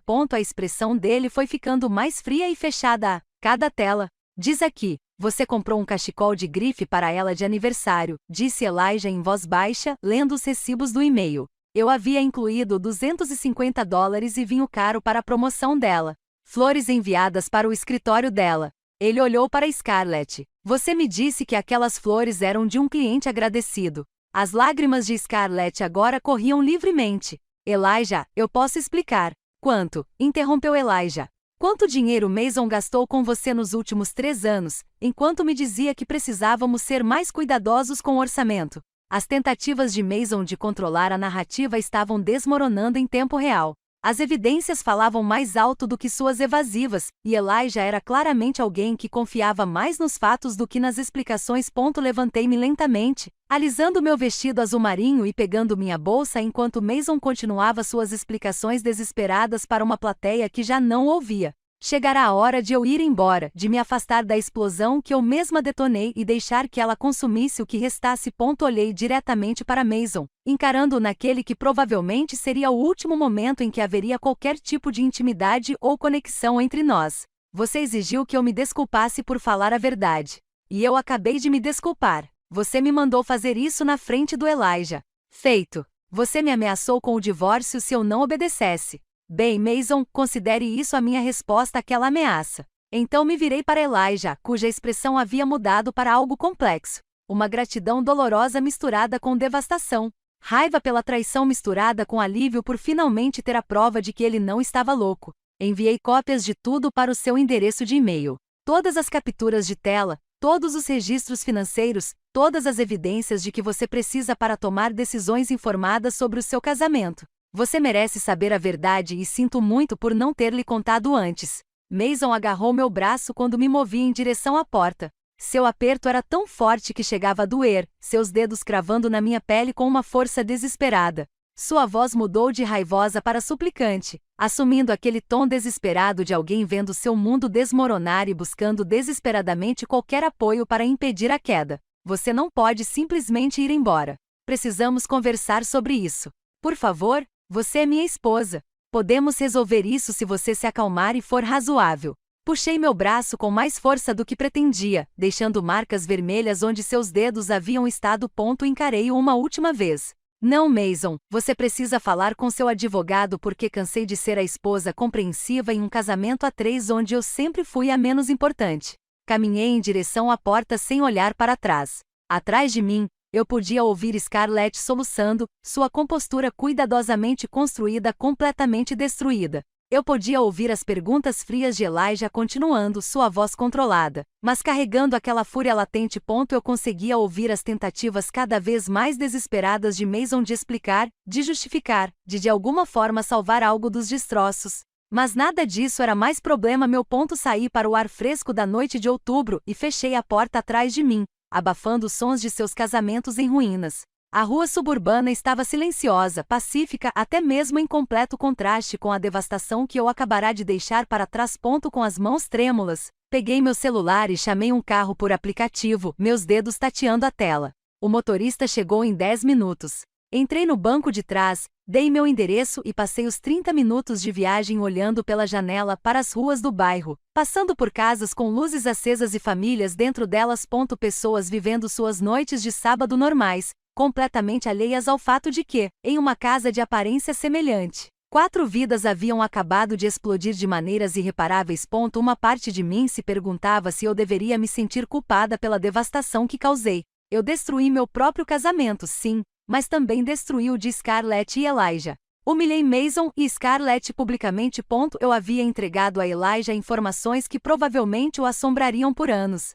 Mas, acima de tudo, senti alívio, como se finalmente tivesse parado de carregar um peso que eu nem percebia que me esmagava há tanto tempo. Quando o carro de aplicativo me deixou no prédio, atravessei o saguão e subi até o nosso andar, com a sensação de estar em um mundo completamente diferente daquele que eu havia deixado naquela manhã. Destranquei a porta e entrei, e imediatamente o espaço pareceu diferente, mais leve, de alguma forma, menos sufocante. As coisas de Mason estavam por toda parte. Sua jaqueta pendurada no gancho perto da porta. Seus sapatos enfileirados perto da entrada. O laptop dele ainda estava sobre a mesa onde eu descobri tudo. Mas agora tudo parecia temporário, como artefatos de uma vida que já havia terminado.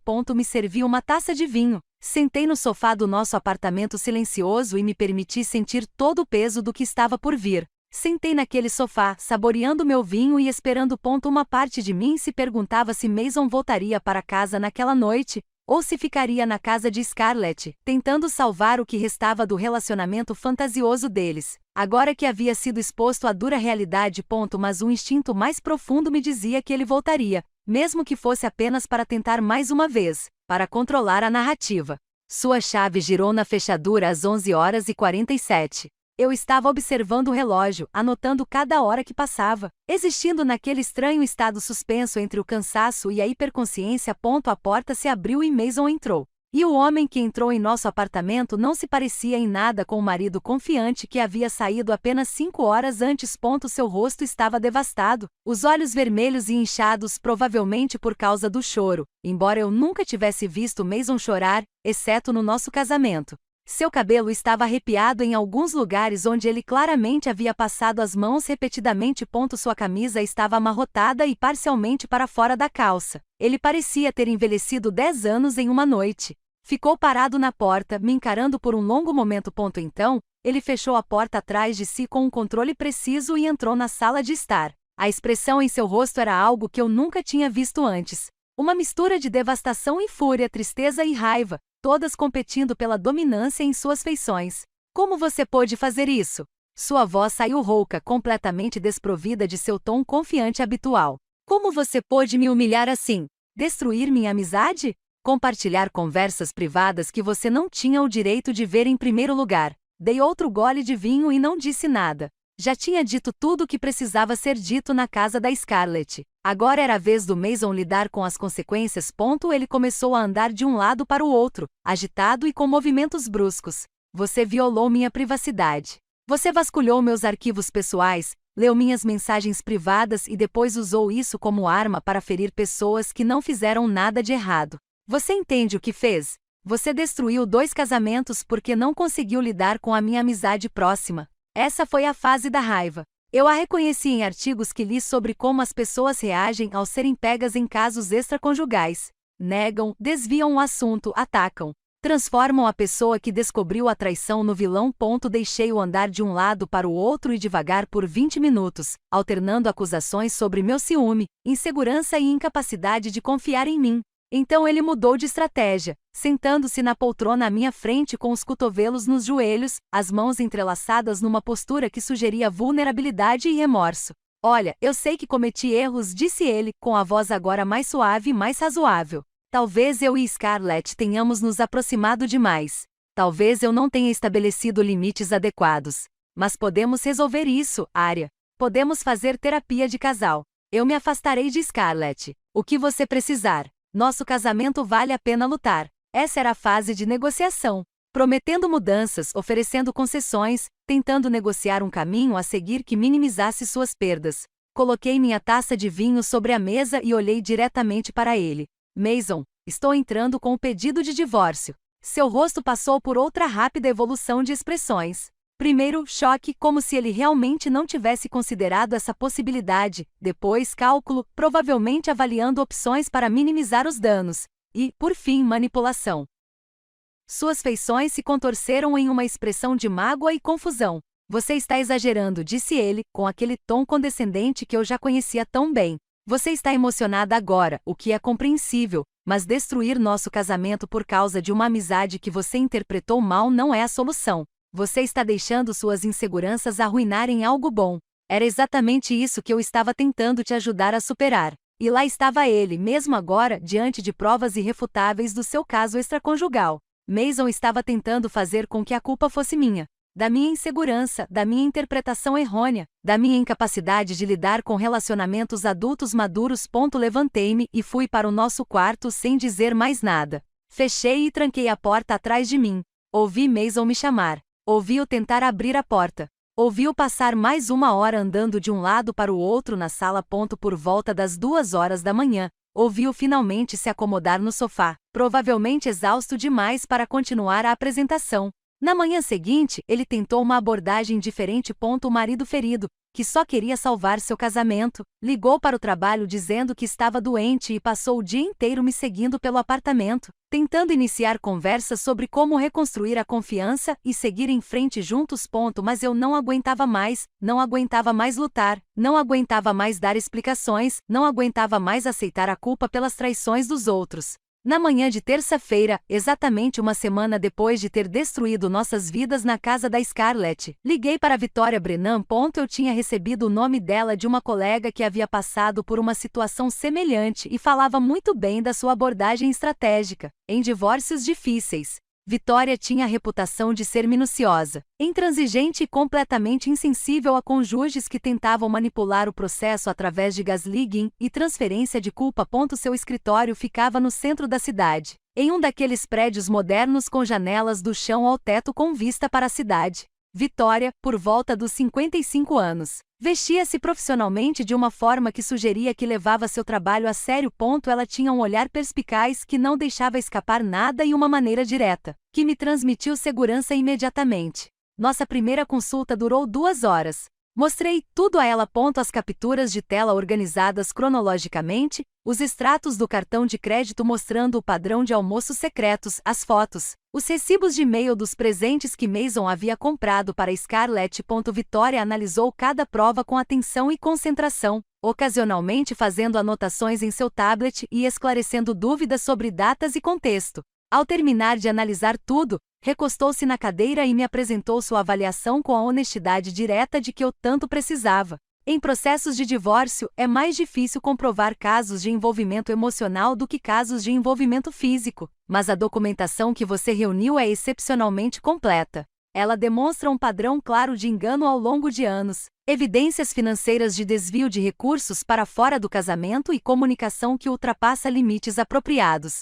Podemos, sem dúvida, usar isso a nosso favor. Ela apresentou sua estratégia recomendada: entrar com um pedido de divórcio por conduta conjugal inadequada baseada em infidelidade emocional. Insistir em um acordo favorável, considerando o padrão documentado de engano de Mason e o dano emocional causado. Esteja preparado para que Mason alegue que eu violei sua privacidade ao acessar seu laptop, mas argumente que descobri as evidências acidentalmente enquanto usava seu computador para fins legítimos de trabalho e que o conteúdo do que encontrei justificava uma investigação mais aprofundada. Ele vai tentar fazer de você a vilã, disse Victoria com a convicção de quem já viu esse mesmo cenário se repetir dezenas de vezes. Ele vai alegar que você é ciumenta, vingativa, incapaz de lidar com as amizades dele. Vai tentar reformular o relacionamento amoroso dele como uma proximidade inocente que você interpretou mal. Não deixe. As evidências falam por si. Eu a contratei na hora. 2 semanas após o pedido de desculpas explosivo na casa de Scarlett, recebi um e-mail que me surpreendeu. O remetente era Elijah Pierce, e o assunto era simplesmente: obrigado. Abri a mensagem com uma mistura de curiosidade e apreensão. Ela explicava que Elijah havia entrado com o pedido de divórcio na segunda-feira seguinte à nossa discussão. Munido das provas que eu havia fornecido, ele escreveu sobre anos suspeitando que algo estava errado, mas se convencendo de que estava sendo paranoico. Que a amizade de Scarlett com Mason era inocente, mesmo quando seu instinto gritava ao contrário. Meu pedido de desculpas lhe deu tanto validação quanto provas. As evidências que eu havia reunido tornaram impossível para Scarlett negar ou minimizar o que estava acontecendo. Ele perguntou se poderíamos nos encontrar para um café, qualquer dia desses, esclarecendo cuidadosamente que não era nada romântico ou complicado. Ele só queria conversar com alguém que entendesse exatamente como era ser a terceira prioridade no próprio casamento. Ser manipulada a ponto de duvidar das próprias percepções enquanto o cônjuge mantinha um relacionamento inadequado bem na sua frente. Concordei em encontrá-lo, curiosa sobre esse homem quieto que eu mal conhecia. Apesar de anos de encontros sociais forçados em eventos para casais. Nos encontramos em um pequeno café no centro da cidade, numa quarta-feira à tarde. Elijah estava diferente de tudo que eu já tinha visto. O cansaço resignado que sempre caracterizava sua expressão em festas havia desaparecido, substituído por algo mais sólido e presente. Ele parecia alguém que finalmente havia se livrado de um fardo que carregava há muito tempo. Nossa conversa fluiu com facilidade, de maneiras que eu não esperava. Não havia necessidade de fingimento ou atuação. Já tínhamos nos visto nos nossos piores momentos. Já tínhamos sido humilhados publicamente na mesma sala de estar e já tínhamos descoberto que nossos instintos estavam certos o tempo todo. Elijah me contou sobre os anos em que viu o rosto de Scarlett se iluminar quando Mason ligava ou mandava mensagem. Sobre expressar desconforto com a amizade deles e ouvir que ele era sensível demais, ciumento demais, incapaz de lidar com relacionamentos adultos maduros.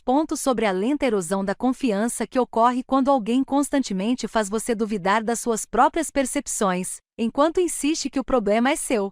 Foi como ouvir minhas próprias experiências refletidas de um ângulo diferente. Estávamos vivendo pesadelos paralelos em nossos respectivos casamentos, ambos manipulados e vítimas de gaslighting por pessoas que diziam nos amar, enquanto priorizavam seus casos extraconjugais. Por meio de amigos em comum e observando ocasionalmente as redes sociais nos meses seguintes, descobri que Mason e Scarlett tentaram fazer um relacionamento sério funcionar depois que ambos iniciaram seus processos de divórcio. A previsibilidade disso era quase engraçada. Assim que a ligação entre eles deixou de ser proibida ou secreta, assim que tiveram que lidar com a logística real do relacionamento em vez de momentos emocionais roubados e mensagens de texto noturnas, a fantasia desmoronou sob o peso da realidade mundana.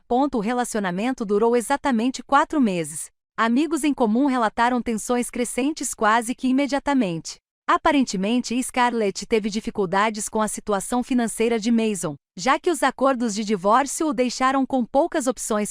Mason descobriu que a constante necessidade de atenção e validação de Scarlett, que parecia encantadora quando direcionada a ele à distância por meio de mensagens cuidadosamente elaboradas, tornou-se exaustiva quando passou a ser sua responsabilidade em tempo integral. O relacionamento que parecia tão especial e profundo quando conduzido por mensagens de texto e almoços secretos revelou-se em grande parte uma ilusão quando forçado à convivência diária. Eles terminaram discretamente, sem a explosão dramática que havia marcado o fim de seus casamentos. Apenas um triste esfriamento que comprovou o que eu suspeitava desde o início. O que eles tinham não era amor nem uma conexão profunda. Era a emoção dos casos amorosos e a validação de ser a prioridade secreta de alguém. Saber que o relacionamento de Mason e Scarlett havia implodido de forma tão espetacular depois de tudo que eles arriscaram me deu uma estranha sensação de conclusão. Não exatamente satisfação, embora houvesse um elemento de vindicação, mas como a confirmação de que meus instintos estavam certos o tempo todo. O que eles tinham não era a profunda conexão transcendente que Mason havia defendido com tanta veemência. Era fantasia e escapismo disfarçados de amizade, e não resistiu ao contato com a realidade cotidiana. 6 meses depois daquela explosiva noite de sábado na casa de Scarlett, eu estava sentada no escritório de Vitória, no centro da cidade, assinando os papéis finais do divórcio. O sol da tarde entrava pelas janelas que iam do chão ao teto, projetando longas sombras sobre a mesa de conferência polida, onde documentos estavam espalhados em pilhas organizadas. Vitória negociou um acordo mais favorável do que eu esperava. Mason concordou em dividir nossas economias igualmente, me deixar ficar com o apartamento, já que o contrato de aluguel estava apenas em meu nome, e até mesmo pagar metade dos meus honorários advocatícios. Vitória suspeitava que sua generosidade incomum decorria do desejo de encerrar o processo rapidamente, antes que mais detalhes de seu relacionamento com Scarlett se tornassem públicos. Seus colegas e familiares já faziam perguntas incômodas sobre o motivo do fim de seu casamento. Prolongar o divórcio só atrairia mais atenção indesejada, algo que ele não podia suportar. Assinei meu nome página após página, observando minha assinatura me transformar legalmente de volta em apenas Área Montgomery.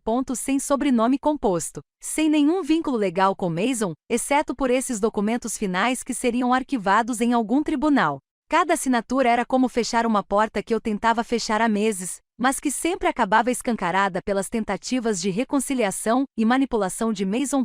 Quando assinei a última página, Vitória sorriu e estendeu a mão. Parabéns, você está oficialmente divorciada. Apertei a mão dela, peguei minhas cópias dos documentos e saí do escritório, carregando uma pasta que encerrava oficialmente um capítulo da minha vida e dava início a outro. Eu esperava que este momento fosse mais pesado, mais triste. Esperava ao menos algum resquício de luto pelo casamento em que acreditava, pelo futuro que planejei, pelo amor que pensava que compartilhávamos. Em vez disso, senti-me mais leve do que em anos. Como se finalmente tivesse tirado um pesado casaco de inverno que usava há tanto tempo que me tinha esquecido da sensação de me mover livremente. O sol da tarde parecia mais forte enquanto eu caminhava até meu carro, mais quente na minha pele, trazendo consigo o tipo de promessa que acompanha novos começos genuínos.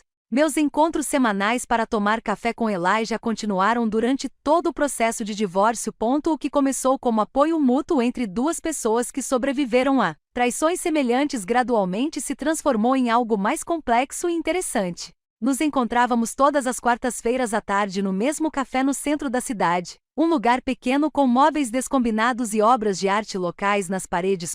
Inicialmente, nossas conversas se concentravam em processar o trauma que havíamos vivenciado.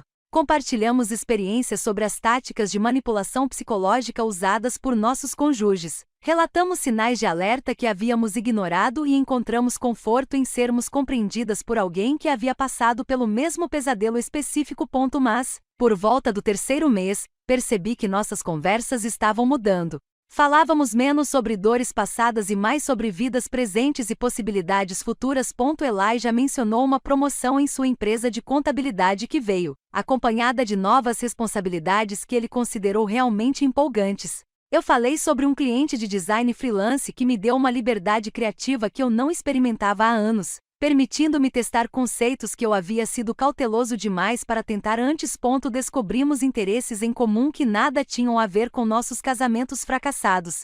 Ambos adorávamos filmes antigos em preto e branco das décadas de 40 e 50, aqueles com diálogos inteligentes e uma cinematografia que parecia arte. Nós dois preferíamos trilhas de caminhada um pouco difíceis de encontrar. Aquelas que exigiam pesquisa e esforço, mas que recompensavam com solidão e vistas que as trilhas mais populares não ofereciam. Nós dois apreciávamos manhãs tranquilas, onde o silêncio era confortável em vez de constrangedor, onde não era preciso preencher cada momento com conversa. Numa quarta-feira à tarde, no início da primavera, Elijah sugeriu que nos encontrássemos para jantar em vez de tomar um café. Algo na maneira como ele perguntou deixou claro que se tratava de um convite diferente, uma transição de um apoio amigável para algo mais intencional. Abriu um restaurante italiano novo no centro, disse ele, com um toque de nervosismo na voz que achei encantador. Pensei que talvez pudéssemos experimentar juntos. Se você estiver interessado. Olhei para aquele homem quieto que havia sobrevivido à mesma traição que eu, que entendia sem precisar explicar o que era ser enganado e manipulado por alguém em quem se confiava. Estávamos ambos receosos de nos envolvermos em algo sério. Ambos carregávamos feridas que levariam tempo para cicatrizar, mas tínhamos construído algo honesto entre nós ao longo desses meses de conversas nas tardes de quarta-feira. Uma base alicerçada na verdade em vez da ilusão, na compreensão genuína em vez da fantasia. Eu gostaria disso, eu disse. Fomos com calma, ambos conscientes de que a confiança se reconstrói gradualmente depois de ser completamente destruída. Mas a base parecia diferente desta vez. Sólida de maneiras que meu casamento com Mason nunca havia sido. Encontrei Mason inesperadamente numa tarde de sábado, cerca de 8 meses depois da finalização do nosso divórcio. Eu estava na seção de frutas e verduras do supermercado, pegando uma sacola de maçãs orgânicas, quando outra mão alcançou a mesma sacola exatamente no mesmo instante. Nós dois recuamos, começamos a nos desculpar, e então nos reconhecemos. Mason parecia diferente da última vez que o vi, mais velho, de alguma forma mais abatido. Novas rugas haviam surgido ao redor de seus olhos e boca. O tipo de ruga que surge do estresse e de constatações difíceis, não do riso. Seus cabelos estavam mais grisalhos. Ele havia emagrecido, mas não de forma saudável. Era mais como se tivesse parado de se importar com refeições regulares. Ficamos ali parados, sem jeito por um momento, cada um segurando legumes que não queríamos mais. Nenhum de nós sabia ao certo qual era o protocolo para encontros inesperados com ex-cônjuges na seção de frutas e verduras. Arya, disse ele finalmente. Como você está? Mantive minha resposta simples e honesta. Estou bem. Trabalhando em alguns projetos de design interessantes, curtindo o apartamento, construindo uma vida que me parece certa. Mason assentiu com a cabeça, um traço que talvez fosse de genuína felicidade cruzando seu rosto. Fico feliz que você esteja bem. Ele parecia querer dizer algo mais significativo, lutando com as palavras que não conseguiam se formar. Finalmente, ele falou baixinho, quase baixo demais para eu ouvir por causa do barulho do supermercado. Cometi erros, muitos deles. Lidei mal com o nosso casamento. Gostaria de ter escutado quando você tentou me contar a verdade sobre meu relacionamento com a Scarlett. O pedido de desculpas foi sincero. Eu percebi, mas chegou tarde demais para mudar qualquer coisa entre nós. Algumas coisas não podem ser desditas. Alguns danos não podem ser desfeitos. Agradeci o reconhecimento, mas não senti nada além disso. Nenhuma raiva, nenhuma mágoa, apenas a constatação de que essa era uma pessoa que eu conhecia e que me ensinou lições importantes sobre limites e autoconfiança. Agradeço por dizer isso, respondi. Houve uma pausa. Então perguntei, porque uma parte de mim estava curiosa para saber como a história deles terminava. Como está Scarlett? A expressão de Mason se fechou imediatamente, seu rosto se contraindo de uma forma que me disse tudo o que eu precisava saber antes que ele falasse. Terminamos há meses. Acontece que o que tínhamos não se traduziu bem em um relacionamento de verdade depois que deixou de ser segredo. Ele riu sem humor. Estou morando em um apartamento estúdio do outro lado da cidade, passando pelo meu próprio processo de descobrir quem eu sou fora da fantasia que eu vinha mantendo. Nos despedimos cordialmente depois disso.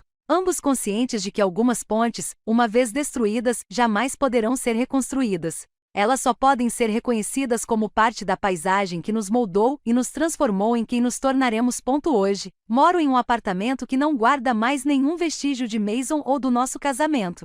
Redecorei-o completamente após a finalização do divórcio, apagando lembranças visuais e substituindo-as por escolhas que refletem apenas o meu gosto e as minhas preferências. As estantes contêm romances que eu realmente quero ler, em vez de títulos impressionantes que o Mason achou que deveríamos exibir. As paredes exibem obras de artistas locais cujo trabalho me toca, em vez de peças escolhidas para impressionar os convidados do jantar. Os móveis estão dispostos para o meu conforto e para o meu dia a dia, e não para receber casais que eu nunca quis hospedar. O silêncio aqui não é solitário. É tranquilo. O som de uma vida recuperada, de limites respeitados, da verdade dita sem desculpas. Elijah e eu ainda estamos indo com calma. Ainda estamos reconstruindo a confiança que foi destruída em nossos casamentos anteriores. Mas o que estamos construindo desta vez é diferente. Honesto em vez de encenado, baseado no respeito em vez da manipulação, construído entre duas pessoas que entendem o valor da verdade porque ambos pagamos o preço por viver em mentiras. Às vezes penso naquela noite, naquele pedido de desculpas explosivo que detonou várias vidas na sala de estar cuidadosamente preparada de Scarlett. Uma parte de mim ainda se pergunta se eu poderia ter lidado com a situação de forma diferente, mais discreta e com menos devastação pública para todos os envolvidos. Mas, acima de tudo, entendo que algumas verdades precisam ser ditas em voz alta. Precisam ser testemunhadas por todos que foram afetados pelas mentiras. Mason queria que eu me ajoelhasse e pedisse desculpas por ter magoado os sentimentos de Scarlett.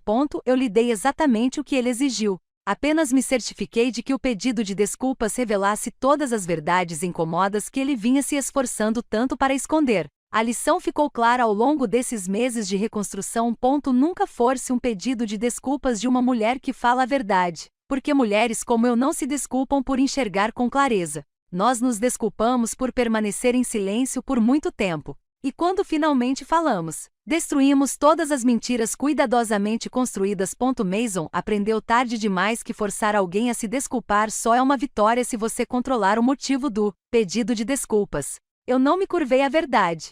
Eu a transformei em arma. E ao fazer isso, recuperei minha vida, minha dignidade e a compreensão de que, às vezes, a coisa mais poderosa que uma mulher pode fazer é se recusar a fingir. O silêncio em que vivo agora não é o silêncio da submissão. É o silêncio da paz que surge depois que você finalmente para de carregar as mentiras dos outros e começa a viver na luz clara e brilhante da sua própria verdade. Se essa história de verdade calculada e vingança poderosa te cativou completamente, clique no botão curtir agora mesmo. Minha parte favorita foi quando Arya se ajoelhou como se fosse pedir desculpas humildemente. E então revelou toda a verdade oculta sobre o caso emocional entre Mason e Scarlett na frente de ambos os cônjuges. Qual foi o seu momento favorito? Deixe um comentário abaixo. Não perca mais histórias inspiradoras de justiça e verdade como esta.